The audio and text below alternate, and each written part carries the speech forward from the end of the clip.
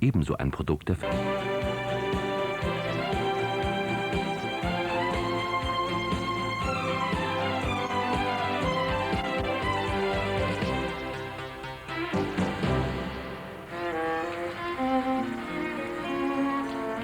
Bis vor kurzem lebte Jens Kalanke mit seinen 12 Huskies, 15 eigenen Pferden und vielen Kindern in der Dresdner Neustadt. In Panama, einem sogenannten Abenteuerspielplatz, war er auf einer Insel voller Leben inmitten der großen Stadt zu Hause. Ja. Ja. Hallo! Na, du dickes Ding? Oh, du bist gemein. Ja. Mit seinem Weggang vor ein paar Monaten hat sich vieles verändert. Das hat schon früher mehr Spaß gemacht. Da konnte man sich so ruhig mal austoben, so in der Heubacken rumhuppen. Obwohl wir es nicht durften oder Verstecker gespielt haben wir öfters. Und dann haben wir uns in der Heubacken versteckt. Und ich hasse ihn. Es war auch ganz anders. Also wir sind ganz anders mit den Tieren umgegangen wie jetzt. Also, Und wie ist es jetzt? ja, so vorgeschrieben, also so neumodisch und musste alles so machen, wie es in den Büchern steht oder so. Ist alles so vorgeschrieben. Ist bloß. Das ist so mit ganz vielen Sachen so. Es gibt immer so so wenige, die machen mit ganz viel Leidenschaft und Kraft und Liebe, fangen die was an. Und die werden dann oft dann von diesem Regellauf abgelöst, so von ganz zwanghaften Leuten.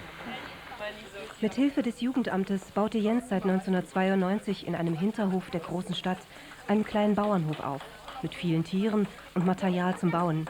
Einfach einen Platz, auf dem Großstadtkinder ungestört leben und toben können. Hallo! Hallo, ja? Na, ihr verrückten Hünger? Bin ich verrückt? Sowas ist ja ganz wichtig, ne? Dass man sich so einen Freiraum schaffen kann. Ne? So Bude bauen, wie ich das einst so im Wald konnte oder in einer Kiesgrube, haben wir uns ganz wüste Höhlen gebuddelt und so. Das ist ja ganz wichtig, dass die das auch können. Dass man so einen Freiraum hat, wo die Erwachsenen eben nicht so eindringen dürfen und wo man wirklich seinen Krempel machen kann, wie man das gerne hätte. Panama, der Name stammt aus einem Kinderbuch von Janosch. Der Tiger und der Bär ziehen los in die weite Welt, um das Glück zu suchen, das sie zu Hause nicht finden. Und das war in der Zeit, wo auch einige Freunde so ausgewandert sind und ihr Glück so in der Weite gesucht haben. Dass die dann ganz schnell gemerkt haben, dass sie all ihre Probleme, die sie hier hatten, mitgenommen haben und die dann mit der Feststellung scheiterten, dass es überall auf diesem Planeten eben nette Leute gibt und überall Plattköpfe. Und deswegen war dann so klar, warum soll ich in der Welt rumlaufen, so zu Hause, und glücklich sein kann ich nur so hier drin. Und dazu gehört eben so ein hohes Maß an Bescheidenheit. Viele Kinder und Jugendliche fanden hier ein zweites Zuhause. Jens baute im Namen des Jugendamtes einen ungewöhnlichen Lebensraum. Die große Stärke lag darin, und deswegen ist das Projekt auch so stark geworden und so groß und es besteht auch heute noch, wo es so viele andere nicht mehr gibt, war die totale Naivität. Ich war da total naiv und dagegen waren selbst Behörden machtlos. Doch ab Ende 1999 fühlte sich Jens machtlos. Er hatte in Panama gewohnt, er hatte hier gearbeitet. Seine Tiere waren auch die Tiere des Platzes und der Kinder. Der Platz wurde saniert, perfektioniert. Öffnungszeiten, Stundenabrechnungen, fertige Gebäude. Nichts für Jens, nicht das, was er sich vorstellte. Er nahm Abschied von Dresden.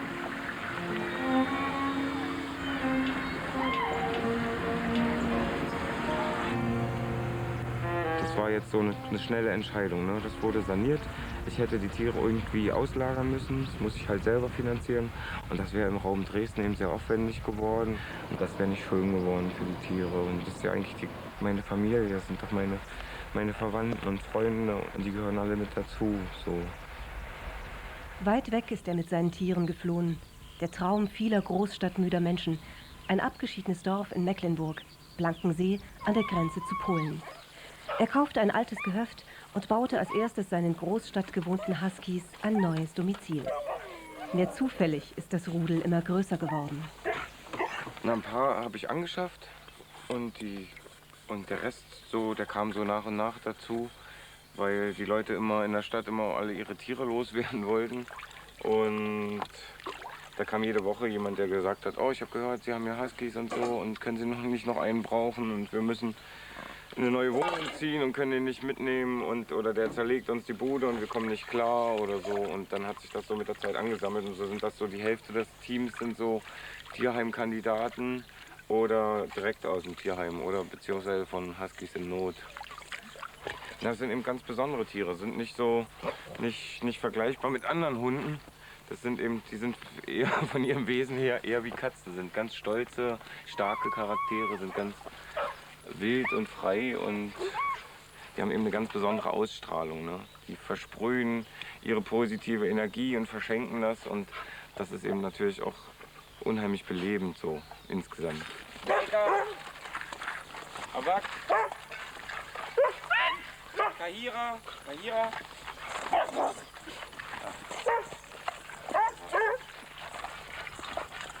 Mit seinen Huskies fährt er auch Rennen. Meist gehört er zu den 5 besten Gespannen. Manch Züchter staunt über den zusammengewürfelten Haufen und fragt sich, wie Jens das wohl macht. Darauf weiß er keine Antwort.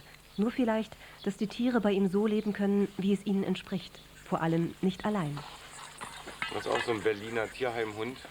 Den haben sie sich bestimmt gekauft, weil er so schön weiß ist fürs Sofa. So. Aber nicht nur die Huskies hat Jens mit nach Blankensee gebracht. Da gibt es noch die 15 Panama-Pferde, seine eigenen. Sie weiden jetzt auf den Wiesen rings um sein altes Gehöft.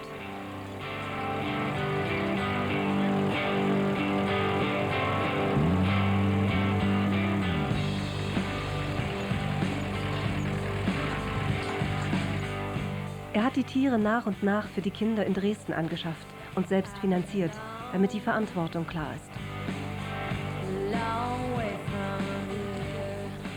Die sind auch alle aus Panama, abwechselnd. Die meisten sind so gerade dort geboren, wie sie. Das ist die Red Moon. Aber das Problem war, damals habe ich nichts von Pferden gewusst. Die waren einfach nur groß, so vor 8 Jahren. Und dann habe ich das gemacht, was ich konnte, womit die großen Pferdegurus jetzt ihr Geld verdienen. Bin wochenlang mit dem nur spazieren gegangen, musste mich dann auslachen lassen dafür, dass der, guck mal, was hat denn der für einen komischen Hund und so. Und irgendwann hat er den komischen Hund gefragt, ob er auf seinem Rücken auch reiten darf. Technik war wenig vonnöten, nur viel Gefühl für das Tier.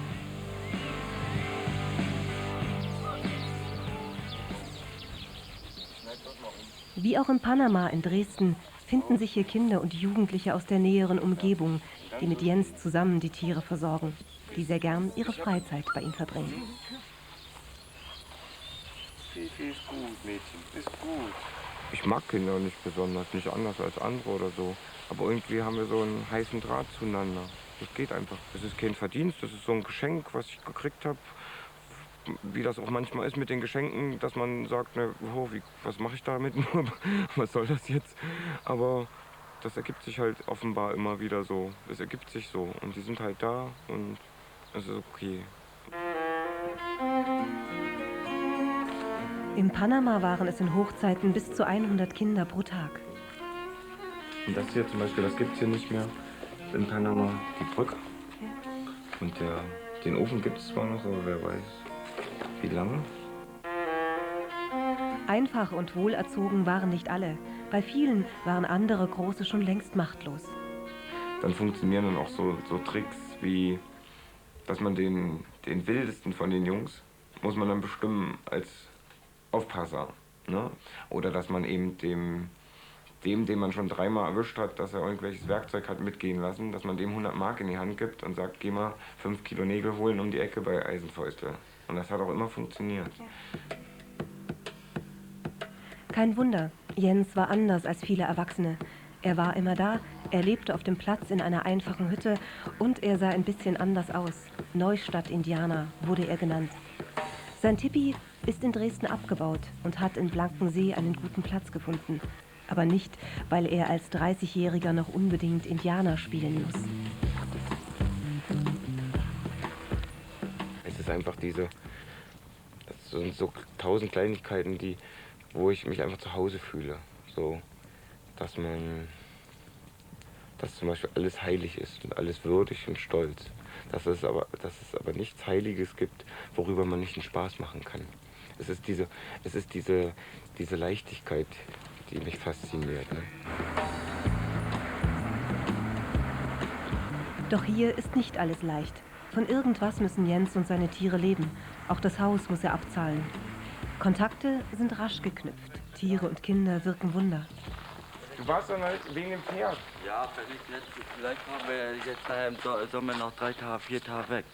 Ob ich dann 4 Tage Pass mal auf, ich hab Stute runterbringen kann, die Ich hab Bäden. doch deinen Jungen gezeigt, die Koppel im Wald. Und der Bengel kann ja dann immer mal kommen. Ja, Ne? Gut, dann komme ich morgen Nachmittag um 3, ja? Oh, Okay. okay. Hau rein. Gut, danke. Tschüss. Andere borgen ihm Geräte, um den Wintervorrat an Heu einzufahren. Seine Maschinen hatte er in Dresden untergestellt. Sie wurden ihm gestohlen. Schon ein bisschen die Schweißfahrt langsam, ne? Naja, wir müssen jetzt ja notdürftig immer ein Zeug zusammenborgen, damit wir den Schaden noch in Grenzen halten. Jetzt sind wir schon viel zu spät dran mit dem Heu und jetzt müssen wir uns noch das Zeug zusammenborgen. Weil jetzt schon die armen Leute sich anfangen untereinander zu beklauen. Das ist einfach schade. Für die Tiere kann er noch vorsorgen. Doch Sicherheiten für ihn gibt es noch nicht. Jens weiß, wie er leben will. So wie in Panama, nur etwas größer. Und da will ich schon gucken, vielleicht so mit Heimkindern was anzubieten, so ein Ferienlager für Heimkinder. Vielleicht selber nochmal Pflegekinder zu nehmen, richtig in Vollpflege. Im Winter halt will ich anbieten, dann so für interessierte Hundebesitzer so eine Ausbildung am Wagen zu machen, denen anzubieten, wie man so ein Gespann führt. Und im Sommer halt mit den Pferden rausgehen, Wanderritte machen. Seine Tiere bedeuten Verantwortung und Disziplin, Antrieb, Freude und Last in einem.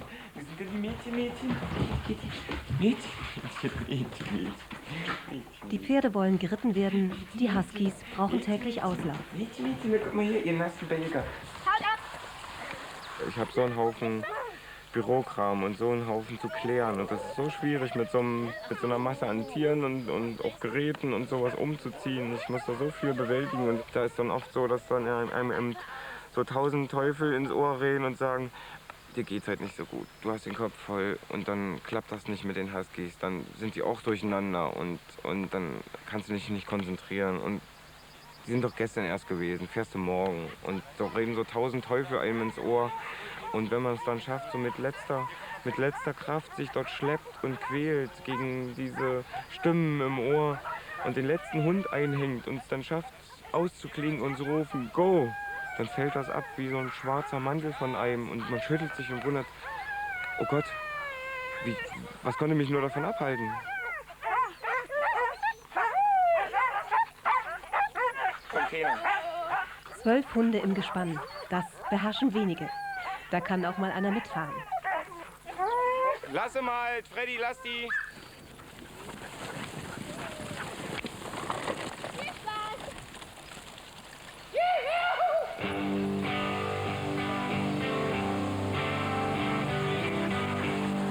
Wenn es zu schwer wird, wird der Beifahrer abgeworfen und Jens hilft mit. Hey, hey, kommt ihr Nasen, kommt. Cola. Die versprühen solche positive Energie.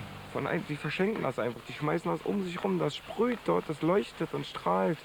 Und ich muss da, wenn ich dann durch den Wald bin, dann muss ich dann schreien, weil ich sonst platze vor Glück. Ne? Das ist ein irres Glückgefühl. Also das ist bestimmt schräger als Drogen. Ich habe das nicht so probiert, aber ich kann mir das nicht vorstellen, nichts Besseres vorstellen.